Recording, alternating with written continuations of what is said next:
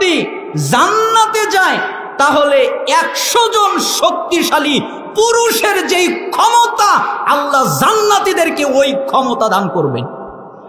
দুর্বল পুরুষ না, শক্তিশালী পুরুষ, যাকে পুরুষ বলা হয়, এরকম 100 জন পুরুষের শক্তি আল্লাহ তাআলা তাকে জান্নাতে দান করবেন। আর তাকে তো হুর দান করবেন।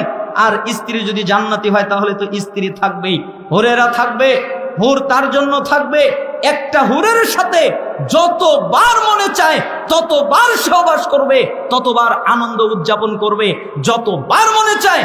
এটা জান্নাতের নিয়ামত। এটা তুমি তখন পাবে যখন দুনিয়ায় তুমি তোমার চক্ষুকে, লজ্জাস্থানকে হেফাজত করবে। কিন্তু দুনিয়ায় তোমার চক্ষুকে, লজ্জাস্থানকে হেফাজত না করলে ওখানে ওটা হবে না। অতএব এই অস্থায়ীকে স্থায়ীর উপরে প্রাধান্য দেওয়া যাবে না। অস্থায়ী উপরে স্থায়ীকে প্রাধান্য দিতে হবে, জান্নাতকে প্রাধান্য দিতে হবে। তার মানে আমি আপনাকে বোঝাতে চাইলাম, চক্ষুর হেফাজত করবে, অকুফু আইদিকুম, এবং তুমি তোমার হস্তদ্বয়কে নিয়ন্ত্রিত করবে।